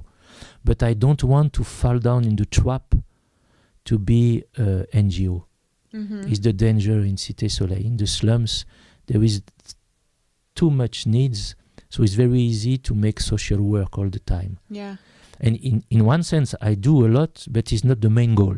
Yeah. Even in my day, I made a lot of things socially. It's not the main goal of my life. I want to keep this. You understand? Yeah. What, if you were talking about volunteers, or if we're talking about prayer requests for your ministry, what do those look like? So if you're looking for, we kind of said that they would need to be a little older so that they can understand and be aware of the dangers that are around, the political danger, or the just the general life dangers. But are you looking for someone that may be more in the seminary, or priests, or religious, or are you looking more for? In one sense, I think seminarians, or deacon, or seminarians, or priests can be more easy because they know they gave their life. Yeah. So I think it can be more easy. I think it can be good sometimes for some seminarian to make 6 months, 1 year. It can help for discernment too, to be in the middle of the poor, between your philosophy study to theologian study, or as a deacon too. And if some of them would like to come, I am ready to accept them. If the bishop if all the bishops are agree, and if they know the risk. Yeah. Because I can't assume if they receive a bullet, you understand, they receive a bullet, they have to know this. Yeah. There is always a risk. Yeah. Since 2 years is more quiet, but they can be kidnapped too, Yeah. They know me. If I am inside of the slum, they won't kidnap me. But if I am traveling, I am in my car outside, they can kidnap me. They kidnap religious sometimes. So in this type of risk, I'm not sure bishops would accept it now. Yeah. And early people, it can be difficult for the family to accept this. You understand? Yeah. When you say that you could be kidnapped, what is the point of being kidnapped? What is the point? What means? Why are they doing it? For money. They need money to buy bullets. So would it be, well, but you live, again, kidnapping you live in the slum. So in the slum, they won't kidnap me because the people in the slum, they respect me. If other people kidnap, they will make contact to try to liberate me, I think. Oh, okay. But someone who is more known, a businessman, sometimes they try to kidnap just to make money, Usually it depends, but usually they say it's between 20 to 60,000 US to liberate someone. That's a lot. And it can be more. What's the currency exchange there? It's more expensive for American people than French. I don't know why. They ask more for American Our than French. efficiency, apparently. Oh, goodness gracious. So, and there is more now. Since a few weeks, there is more kidnapping. Yes. Okay. It's a bad sign. It's a bad sign. What about prayers? What kind of prayers can the community that listens to this, what can they offer up in their prayer life for you? Here? I don't understand, excuse me. What kind of prayer intentions? A prayer intention. One would be, one of my main concern who make me suffer a lot, it's the moral violence inside of the families and outside. A lot of rapes. And the suffering of the women who are raped, it's incredible. And I want just to share with you an example. How it's terrible and beautiful in the same time. Sometimes people come to me to testimony about being raped and all these things. And once I remember a woman who was mother of 6 children.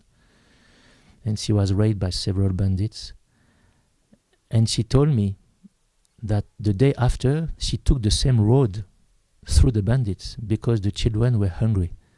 And she had to seek for life, to seek for food, to feed the children. And so she had no time to think about herself, to think about healing, but just to think about the children. And I met her a few months after, and she was suffering, of course, but in the same time, the fact she has to live for the children, it helped her to heal. You understand what I mean? And it was how, in one sense, beautiful to see the way they forget themselves, you see, for the good of their children. Another example, a young girl, 14 years old, was raped twice, 6 months of difference. The second time she was pregnant. She came to me 6 months of pregnancy. Not looking for abortion, not at all, just for help, for giving birth. So I tried to make contact with an association and we help a little. And after the birth, she came with the child.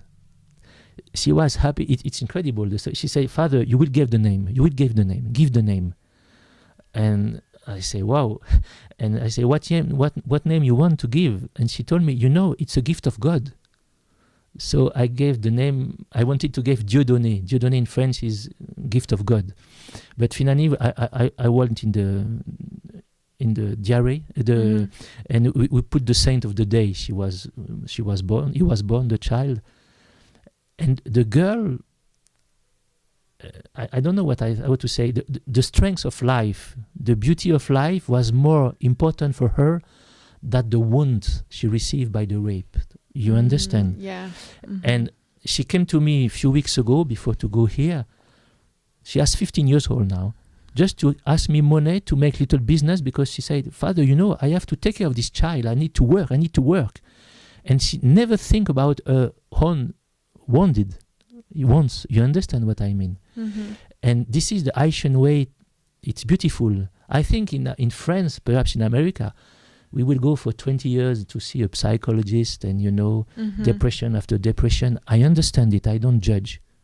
But I see. The fact is, this girl and other woman, they have this strength, this to forget themselves for their children and for the life. It's a fruit of a rape, and she said it's a gift of God. Yeah. It's incredible, yeah. But it's a fact. And this fact touched me a lot. And it's for me the way how God can transform the suffering and transform sin, you understand, from the inside. Yeah. You understand what I mean? Yeah.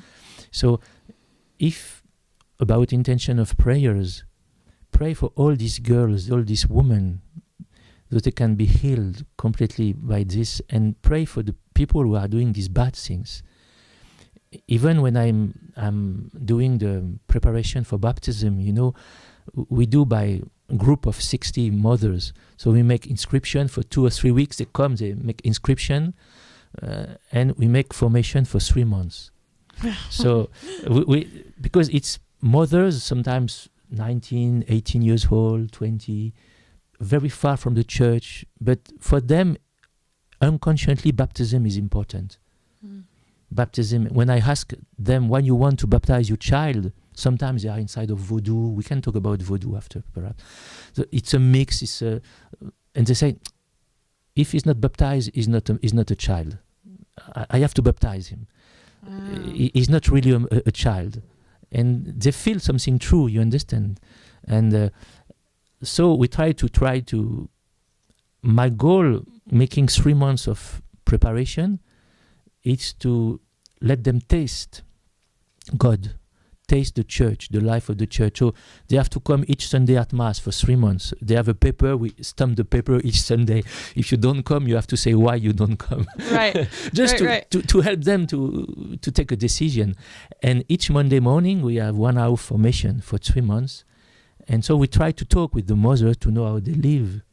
And it's credible to see how the strength of life they have in this misery and how they suffer. 80% of them are beaten by their man. And it's incredible. And they accept it for the children, because if they are alone, they can't survive economically, they can't feed the children. So they accept to be beaten just for the children. The children can have a little money to... It's for me, it's martyrdom. Mm-hmm. And a lot of these women, if you can pray for them, they are saints. Even they are not married, even perhaps externally they are living in a state of sin. Okay. But we will know in heaven how they suffered, you understand? Yeah. And if we can pray for them, these mothers, and perhaps to the politicians and rich people in Haiti who don't care about common good. Only money, and giving money, organize, and they oppress the people.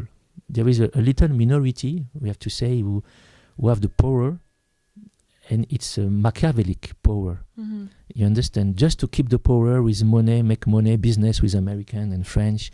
They want to keep the power, and they oppress the people, and because they don't care about common good. Yeah. And perhaps to pray that there can be a renewal of the sense of common good in Haiti. Because you can't build a nation if you have no common good. Yeah. Even at the natural level, you understand. Yes. Well, these things, after this, I feel that too there is it's true, it's linked to the voodoo, I think. There is a tradition of lie and revenge. And so I was going to ask why you think that is the culture. There's like, I don't know, like why someone would beat their wife. Do you know what I mean? Like, when you would beat a wife. Or why is that so common? The aggression. I think, if you see the story of Haiti, they were slaves. They came from Africa to work for the Spanish and French people. They were beaten as slaves. So the life is like a fight. It's a fight. Life is a fight. You have to survive. You have to be the stronger to survive. Do anything you can to survive as a slave. And when they begin to be free, because they were free because Napoleon sent the army to put again the slavery. And they say, no. Because they were free from the French Revolution. But Napoleon wanted to put them again as a slave. So they say no, and they won. So they were free without preparation, just because they didn't want to, and we understand it, to be slave again. But in fact, when you see the story, they continue the same state of mind that the French. It's a slave way to live. You have a very little number of people was like the new white, and they oppress the majority of the people who were slaves first. It's the same mental structure, you understand, with no common good, but just oppression power.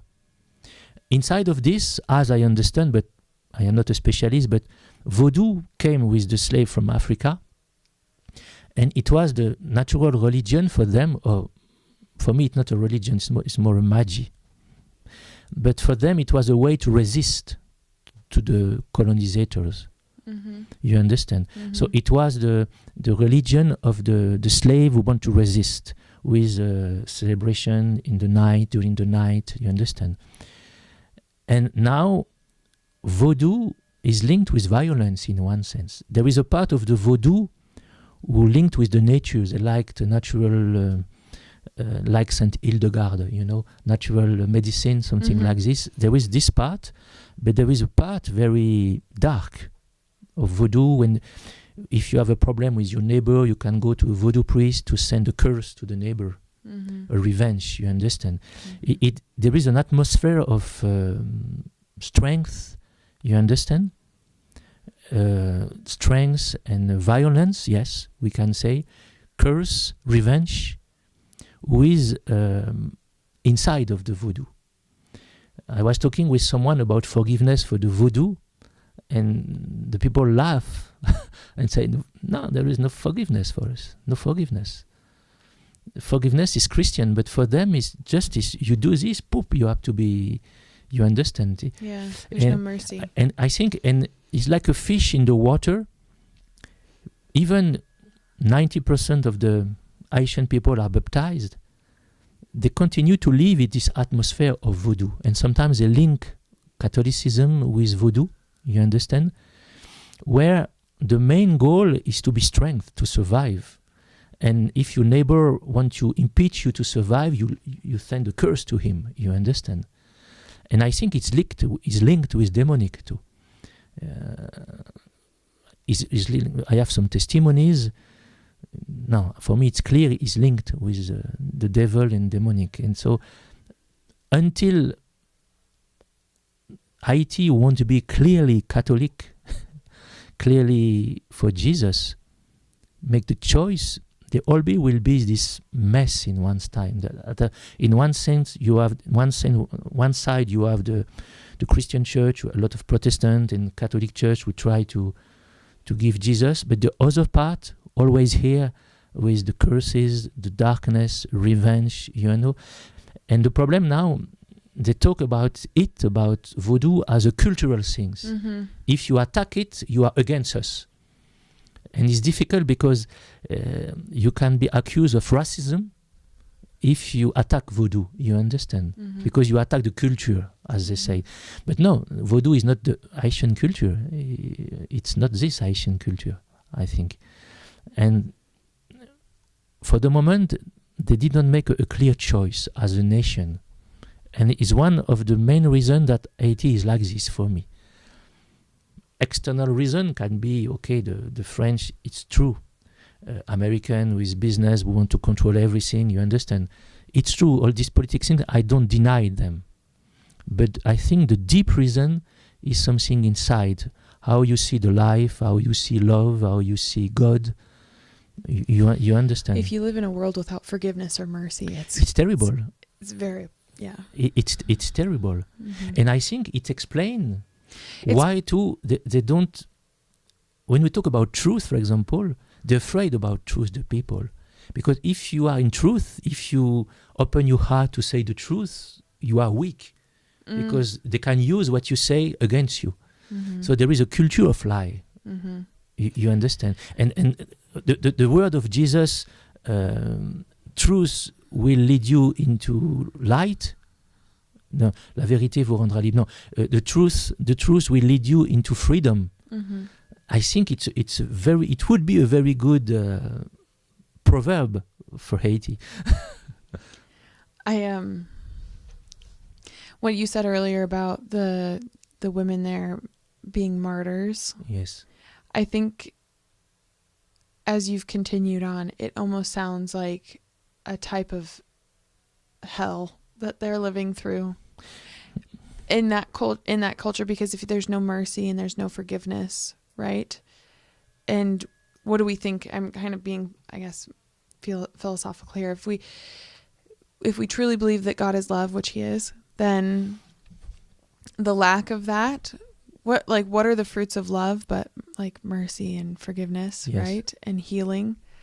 And if you can't have mercy, forgiveness, or healing, if you can't offer that, then how can you ever experience love? Exactly. But this woman, the example I gave you, I think they experience forgiveness by thinking to their children first.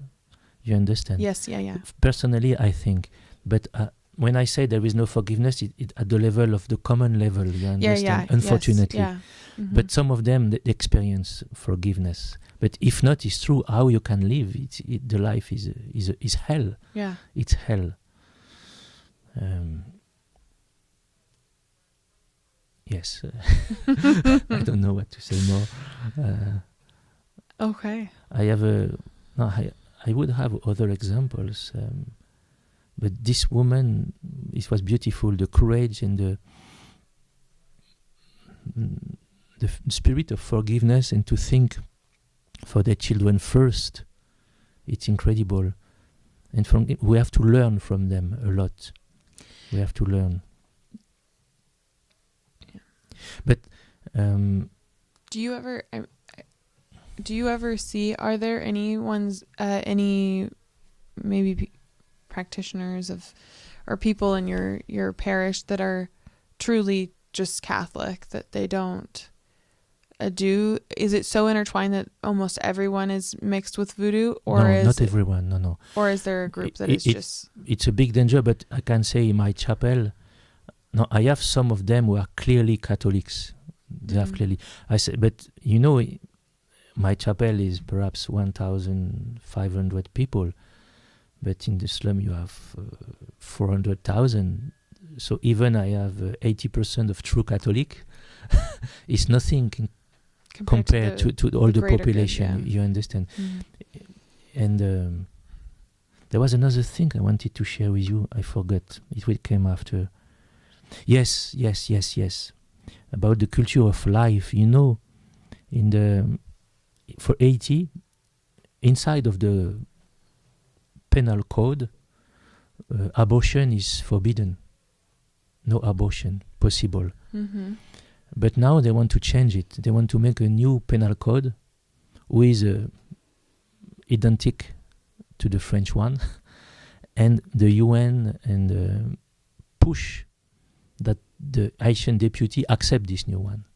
Now there is no deputy because of the situation, and they want to push it without vote, without nothing, the new penal code. I did read it apart. And in the new penal code, abortion is a right for all women. So you see, they want, it's a deny of democracy. And it's dramatic because even now in the mentality of the people, they respect life. Mm-hmm. They know that abortion it's a sin. They know it's evil. Even more and more, unfortunately, young girls do it. Because you can find the little pills, as they call the tomorrow pills. Plan B or after. Yes, yeah. After act, you take it and it's very cheap. You can find even in the slum. So more and more the youth take it. But I'm afraid that this sense of life Haitian have, beautiful sense of life, the beauty of life, will disappear step after step with the cloud and the darkness of the Occidental world who forced them to enter. Mm-hmm. Because they want to force Haitian to accept this new penal code without deputy, without senators. It's incredible. It's a denial of democracy, and I'm afraid if people can pray about this, that I don't know how, but to resist to this culture of death. You understand? Yes. To this culture of death. Yes. I think that this ties in well with, as you were speaking, I was like, that's a great motivator to resist your to resist your sugar, or your bread or whatever pleasure that you're trying to resist.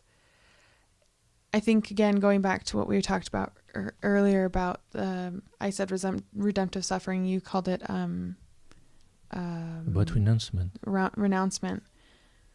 I think this is what the whole point is, right? is to be able to offer something up for someone else that you won't get anything back for, but like there's obviously a need. Like that is obviously evil, and to deny that there isn't a spiritual battle being fought, like we can participate in the war by giving up little things. You know what I mean? Yes. So I think that being able to take what you're saying and to meditate on these prayer, like the intentions that you need, and to say, it keeps you firm. Like, do I really want a candy bar, or do I want to help? Like, or can I send my It's prayers to Haiti? You know what I mean? Yes. So, totally agree with you. Or Yeah. 5 minutes in front of the Daily Sacrament yes. for Haiti. Yeah. Waking up for, early. For the poor in the world. Yeah. So they can't despair. Yeah. Because we didn't talk about this, but there was a Canadian, he died now, but he was 40 years in Haiti, Canadian priest. Mm-hmm. And he said one day, the main problem of Haitian, they are not, they don't feel to be loved They don't feel to be loved. by God and by the people. Oh. You understand? And it's true. And in one of my goal in the slum, just to live with them, I know they are touched with this, because for them, if I am living with them, not only sending money from outside, but I am living with them under the bullet, under the flood, you understand? Just to live with them, it's a sign they are not alone. Mm-hmm. Someone loved them. Mm-hmm. And I think it's very important to this. And this is one thing. The other things, do not forget it, about intention of prayer, about the youth, the teenager. There is the two main danger I see in Haiti. We don't. There is more danger perhaps in France or America, but in Haiti, is the culture of lie and the culture of impurity. Mm-hmm. We talk about lie, but impurity. I see this in the slum. It's incredible that this was not like this 30 years old ago. Some people told me, but now it's a culture of pleasure. You know, with internet, in 10 years, people have phone with 4G internet. Even they can't hit, they have the phone, or they can see what's happening in America, everything, everywhere. And they drink it, what's happening. Every good thing and bad things. But teenagers often, they really don't know that great love can be possible between a man and a woman. And sometimes it can help them to directly go to the love of God for them. But you know, when you are a teenager, you make some experiences, sometimes very bad. And I see how they live, the testimony I received, the way they dressed sometimes to attract men, you understand. And the culture put the girl in this state. You are a girl, you are here to attract men, to give man pleasure, to cook, and to take care of the children. That's it. It's your job. And it's terrible. It's why I try to make some formation with them about the theology of the body, teaching by John Paul II. And there was some beautiful book in American from, I don't know the name of, Christopher West. Yeah, Christopher West. Yes, I did read a few of them. The way he approached this, I try to translate a little and give to the youth. I think it's very well done to let them understand that what is important is your soul first. Yeah. And I remember a sentence of, it is in the Catechism of the Catholic Church, the UCAT, of Nietzsche, the philosopher Nietzsche, who was a little crazy, but he said some beautiful things. And he said that in true love, souls recover the body. And it's beautiful to try. In one sense, I would like to teach the youth this. For them, they are like, a piece of flesh who give and take pleasure. That's it. It's terrible. It's darkness. But there is no souls, you understand. And to help them to understand, they have a soul first. Yes, yeah. And the true love is spiritual. And of course, we have a body, but there is some rules and the way to do it and what is beautiful, you understand. So I try to teach them, but it's difficult because the pressure of the world, and especially in the slum, with the misery, to have money, you can do a lot of things.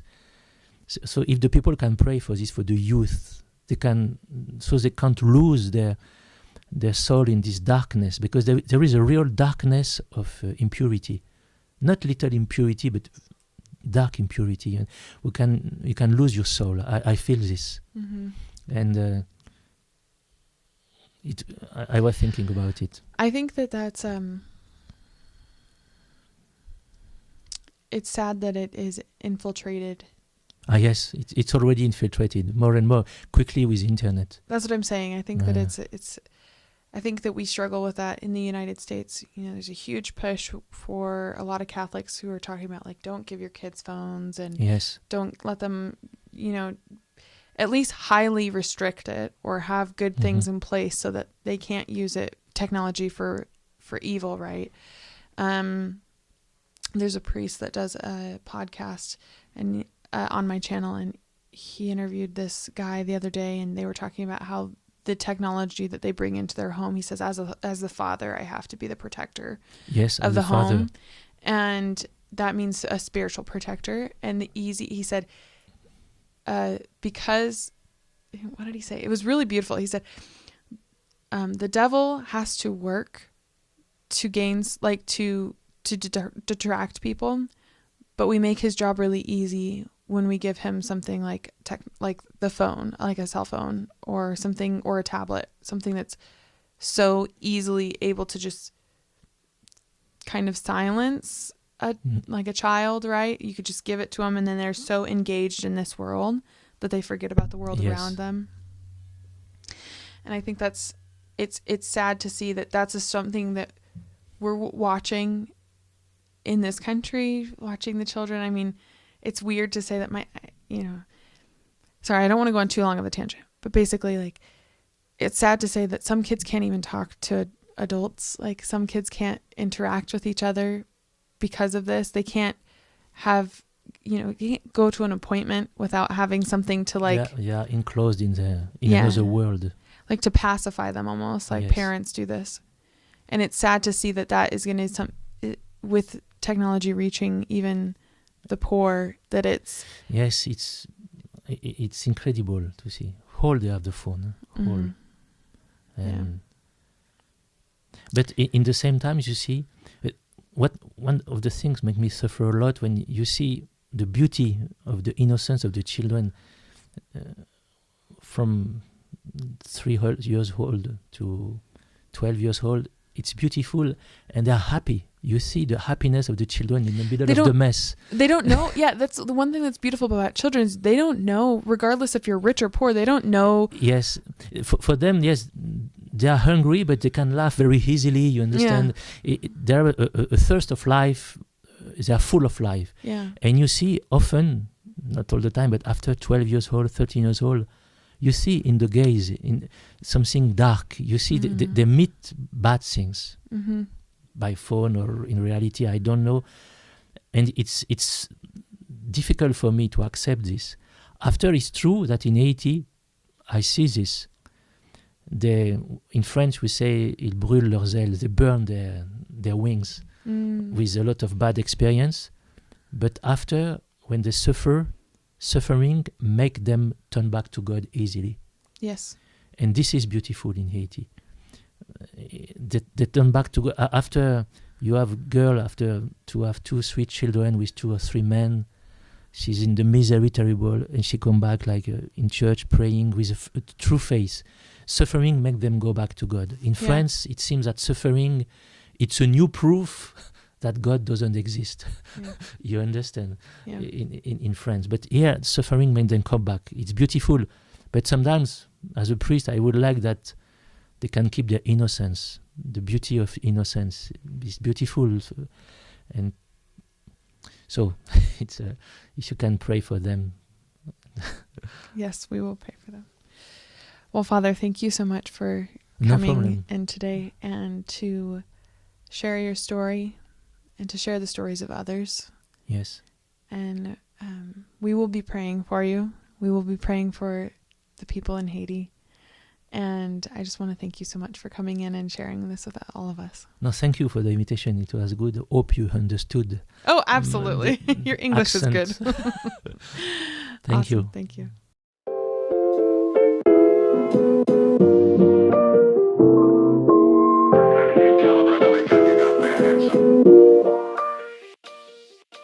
Thank you for tuning in to this episode of Desert Wanderers. If you liked it, give us a thumbs up as well as subscribe down below.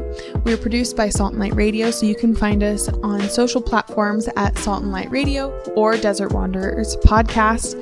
We produce episodes every week and we launch them for you on Wednesdays. So make sure to tune in for next week's episode and we'll see you then.